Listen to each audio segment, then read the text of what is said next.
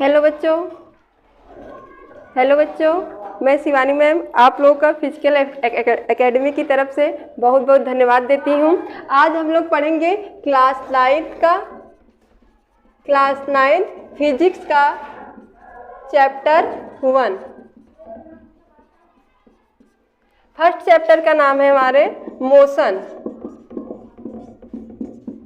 हिंदी में इसको बोलते हैं गति।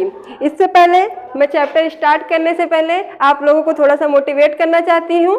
आगाज नया होगा, अंदाज नया होगा, आगाज नया होगा, अंदाज नया होगा, हम काम करेंगे कुछ ऐसा, इतिहास नया होगा। इसी के साथ मैं अपना चैप्टर स्टार्ट करती हूँ। आज हम जानेंगे कि मोशन, सबसे पहले हम इस बात को जानेंगे कि मोशन होता क्या है।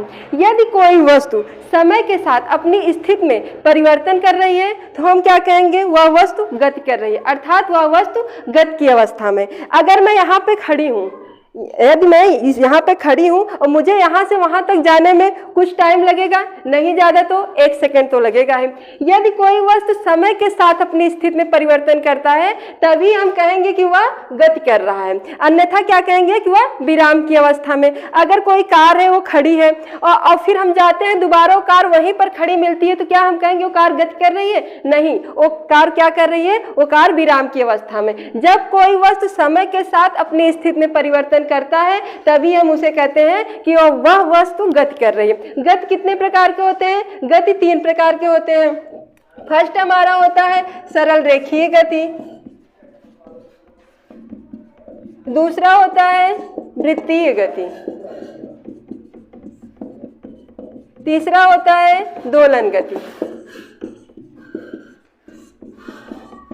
अब हम समझेंगे एक एक करके कि तीनों गति कैसे होती है। सरल रेखीय गति मतलब यदि कोई व्यक्ति सीधे मार्ग पे चल रहा है, सीधे मार्ग पे जा रहा है तो हम उसके गति को क्या कहेंगे, उसके गति को हम कहेंगे सरल रेखीय गति। वह कैसे जा रहा है? सीधे जा रहा है। जैसे रेल की पटरी होती है, उस पर दौड़ती हुई ट्रेनें जाती है, कैसे मार्ग पर गति करती है? वह सरल रेखीय पथ पर गति करती है। अब हम समझेंगे वृत्तीय गति। जैसे हम किसी मेले में जाते हैं, बड़ा वाला झूला रहता है, देखे होंगे, तो बड़ा वाला झूला जो कैसे गोल गोल घूमता है, कौन सी गति करता है? वो करता है वृत्तीय गति। और दोलन गति घड़ी का जैसे पेंडुलम होता है, इधर से इधर ऐसे करता रहता है, तो उसकी गति को हम क्या कहते हैं? दोलन गति कहते हैं। अब इसके बाद हमारा आता है भौतिक राशियां। फिजिक्स में हम पढ़ेंगे भौतिक राशि। नेक्स्ट टॉपिक है हमारा भौतिक राशि। अब हम जानेंगे कि भौतिक राशि कहते किसे हैं। सर्वप्रथम हम यही जानेंगे कि भौतिक राशि होता क्या है। यदि हमें किसी वस्तु को मापना है, तौलना है, तो उसके लिए हमें कुछ भौतिक राशियों की आवश्यकता पड़ेगी। पहले के समय में हमारे पास कोई भी मापक यंत्र नहीं था जिससे हम किसी वस्तु को माप या तौल सके। जिसके द्वारा किसी वस्तु को मापा या तौला जाए उसे हम क्या कहते हैं? उसे हम भौतिक राशि कहते हैं। पुराने समय में जब हमारे पास कोई भी मापक यंत्र नहीं होता था तो हम घर पे, आज भी हमारे कोई दूध लेने आता है तो घर के लोग क्या करते हैं, गिलास उलास रहते हैं, दे देते हैं। लेकिन क्या पहले के जमाने में लीटर था? ऐसा कोई मापक यंत्र नहीं था। लोग एक पैमाने के हिसाब से बनाते थे और क्या कर जाते, उसी हिसाब से, अपने अनुमान के हिसाब से लोगों को दे देते थे। लेकिन क्या ये पैमाना एग्जैक्ट था? नहीं, बिल्कुल नहीं, ये पैमाना एग्जैक्ट नहीं था। इसके लिए हमको किसकी आवश्यकता पड़ी? इसके लिए हमको कुछ भौतिक राशियों की आवश्यकता पड़ी। तो आज हम जानेंगे कि भौतिक राशियां होती कितने प्रकार की हैं। सर्वप्रथम हम इसको जानेंगे। और भौतिक राशियों का प्रयोग हम किस लिए करते हैं? भौतिक राशियों का प्रयोग हम इसलिए करते हैं क्योंकि इसके द्वारा ही हम किसी वस्तु को माप या तौल सकते हैं। इसके लिए हम भौतिक राशियों का प्रयोग करते हैं। भौतिक राशियां कितने प्रकार की होती हैं पहले हम ये जानेंगे। भौतिक राशियां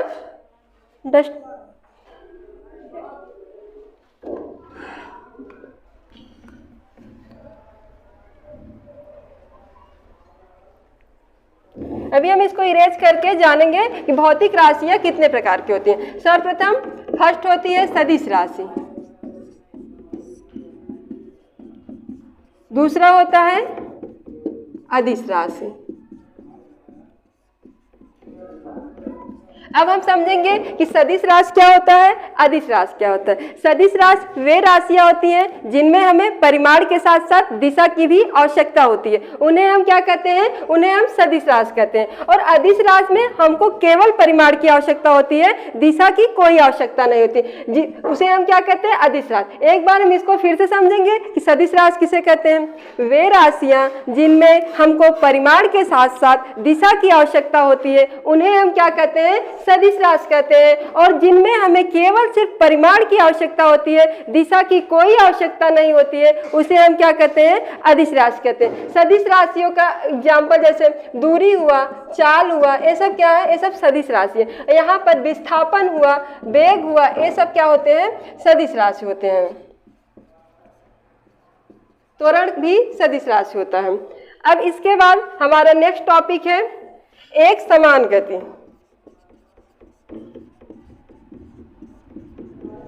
और असमान गति।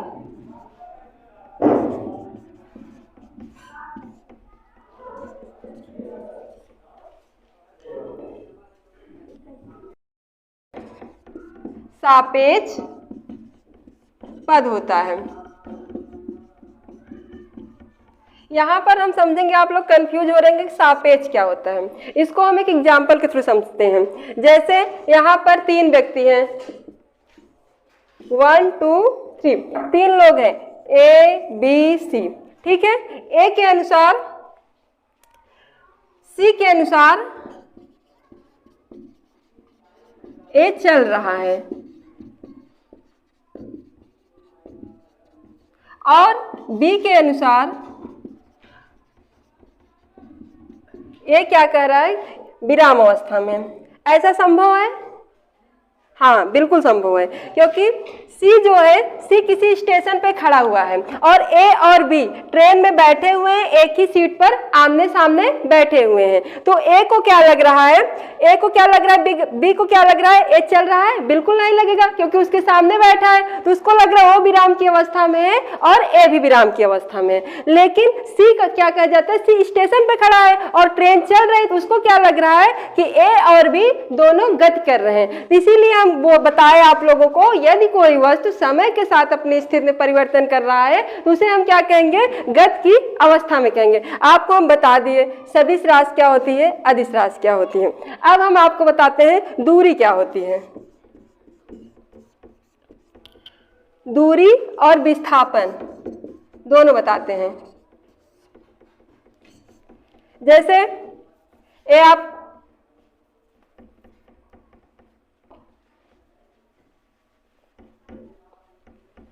जैसे आपका घर है और एक स्कूल है, आप यहां से आप पहुंचते हैं स्कूल और यहां से यहां तक की दूरी केवल 2 किलोमीटर है, समझ में आया। और आपका कोई दोस्त है, रास्ते में उसका घर है, आपको बुला रहा है कि तुम आ जाओ, हम आपके साथ चलते हैं, ठीक है। तो आप कह रहे चलो ठीक है, तुम्हारे घर आएंगे, फिर उसके बाद हम स्कूल चलते हैं। तो ये जो समझ लीजिए, इसका नाम मोहन है। मोहन यहाँ से जाता है अपने दोस्त के घर और दोस्त के घर से वह स्कूल जाता है। इसको क्या बोलेंगे, वास्तविक पथ बोलते हैं। और इसको क्या बोलते हैं, जो हमारी प्रारंभिक स्थिति होती है हम उसको यक्ष आई से रिप्रेजेंट करते हैं, और जो अंतिम स्थिति होती है हम उसको यक्ष यप से रिप्रेजेंट करते हैं। यक्ष आई का मतलब होता है इनिशियल पोजीशन और यक्ष यप का मतलब होता है फाइनल पोजीशन। तो जो मोहन है, वो जो रास्ते की लंबाई तय कर रहा है उसको क्या कहेंगे, हम उसको दूरी कहेंगे। लेकिन यहाँ से लेके यहाँ तक की न्यूनतम दूरी कितनी है, 2 किलोमीटर है। तो हम सबसे पहले डिफिनीशन जानेंगे दूरी किसे कहते हैं। किसी वस्तु द्वारा अंतिम तथा प्रारंभिक स्थितियों में तय किए गए वास्तविक पथ की लंबाई को हम क्या कहते हैं, दूरी कहते हैं। किसी वस्तु के द्वारा अंतिम तथा प्रारंभिक स्थितियों के बीच जो वास्तविक पथ को तय करता है, जो मार्ग की लंबाई को तय करता है, उसको हम क्या कहते हैं, उसको दूरी कहते हैं। और जो विस्थापन होता है वह किसी वस्तु की अंतिम तथा प्रारंभिक स्थितियों के बीच की न्यूनतम दूरी को हम क्या कहते हैं, विस्थापन कहते हैं। अब जैसे मोहन यहाँ से यहाँ तक गया यहाँ से यहाँ तक की यहाँ से यहाँ तक जाने के लिए स्कूल की लंबाई कितनी है? 3 किलोमीटर है। तो दूरी कितना तय किया? दूरी वो यहाँ पे 3 किलोमीटर तय किया, क्योंकि दूरी हम उसी को कहते हैं जो मार्ग की लंबाई को तय कर रहा है, उसको हम क्या कहते हैं? उसको दूरी कहते हैं। और विस्थापन किसे कहते हैं? किसी वस्तु की अंतिम तथा प्रारंभिक स्थितियों के बीच की न्यूनतम दूरी को क्या कहते हैं? विस्थापन कहते हैं। आप लोगों को शायद ये कॉन्सेप्ट अच्छे से समझ में आया होगा। तो यहाँ पर विस्थापन कितना हुआ? विस्थापन 2 किलोमीटर हुआ। समझ में आया यहाँ तक कि?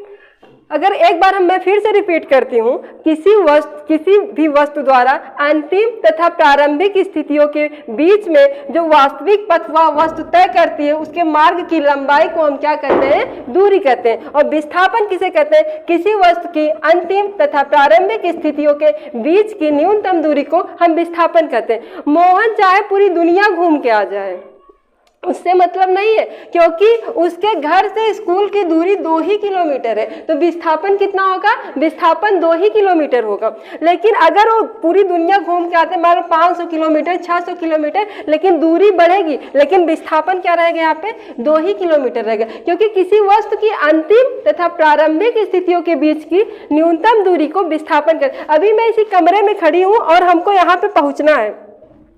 अगर मैं जाती हूँ, कोई कहता है वहां चारों साइड से घूम के आती हूँ, तो फिर विस्थापन शून्य हो सकता है। मैं यहाँ से गई, फिर घूम के आई, यहीं पे खड़ी हो गई, तो मतलब उस स्थिति में हमारा विस्थापन कितना कहा जाएगा? उस स्थिति में हमारा विस्थापन शून्य होगा। लेकिन दूरी रहेगी, दूरी कभी शून्य नहीं होती है, क्योंकि हम जो मार्ग की लंबाई को तय करते हैं उसी को हम दूरी बोलते हैं। और विस्थापन किसी वस्तु की अंतिम तथा प्रारंभिक स्थितियों के बीच की न्यूनतम दूरी को हम विस्थापन कहते हैं। तो क्या हमारा दूरी कभी शून्य हो सकती है? नहीं, दूरी कभी शून्य नहीं होती। यहाँ पर सिर्फ विस्थापन शून्य होता है, क्योंकि अगर हम ये इस जगह से चल के पुनः इसी जगह पे पहुंच जाते हैं तो हमारा विस्थापन क्या होगा? शून्य होगा। इसको हम एक एग्जाम्पल के थ्रू समझते हैं।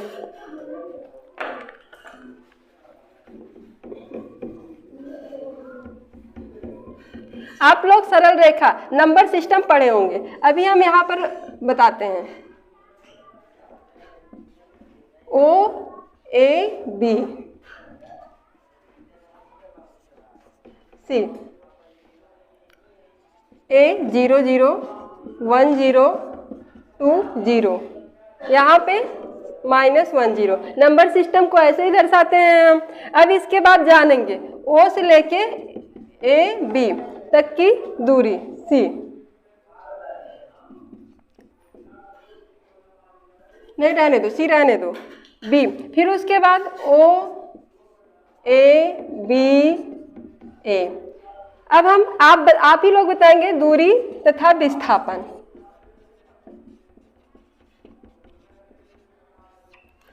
अब आप लोग बताइएगा O से लेके A से लेके B तक कितनी दूरी तय किया हो? दूरी किसे कहते हैं? किसी वस्तु की अंतिम स्थिति में वह जितने मार्ग की लंबाई तय करता है उसे हम दूरी कहते हैं। तो यहाँ पर O से लेके B तक की दूरी कितनी है? इसकी अंतिम दूरी कितनी है? 2 ही किलोमीटर है ना, तो यहाँ पर 2 ही किलोमीटर दूरी तय करेगा। और विस्थापन कितना है? अभी हम आपको बताएं कि किसी भी वस्तु की अंतिम तथा प्रारंभिक स्थितियों के बीच की न्यूनतम दूरी को हम विस्थापन कहते हैं। यहाँ पर उसकी अंतिम दूरी कितनी है? 2 किलोमीटर। तो विस्थापन कितना होगा? 2 किलोमीटर। और उसके बाद अब हम जानेंगे O से लेके A से B, फिर B से A, इसकी दूरी कितनी है? यहाँ पर O से लेके A तक की दूरी कितनी है? 1 किलोमीटर। फिर A से लेके B तक की 1 किलोमीटर। फिर वह B से A तक रिटर्न आता है, तो कितना होता है? 1। तो यहाँ पर दूरी कितना हो जाएगा? दूरी कितनी तय करेगा? 3 किलोमीटर। पर यहाँ पर विस्थापन कितना होगा, बता सकते हैं? चलिए हम ही बताते हैं। विस्थापन कितना होगा? विस्थापन हम आपको क्या बताएं? विस्थापन वही होता है किसी वस्तु की अंतिम स्थिति में जो दूरी तय करता है, किसी वस्तु की प्रारंभिक तथा अंतिम स्थिति के बीच की न्यूनतम दूरी को हम विस्थापन कहते हैं। यहाँ पर दूरी कितना तय किया? 3 किलोमीटर। लेकिन विस्थापन कितना होगा? विस्थापन 1 किलोमीटर होगा, क्योंकि वह जब A पे आता है, A के बीच कितनी दूरी है? 1 किलोमीटर है ना, तो यहाँ पर विस्थापन कितना होगा? 1 किलोमीटर। मैं आशा करती हूँ कि आप लोगों को यह कॉन्सेप्ट अच्छे समझ में आया होगा। इसी के साथ मैं अपने वीडियो को एंड करती हूँ। आप लोग ज़्यादा से ज़्यादा सपोर्ट करिए, लाइक करिए, कमेंट करिए। आप लोग हमको जितना सपोर्ट करेंगे हम आपको उतना ही सपोर्ट करेंगे। धन्यवाद।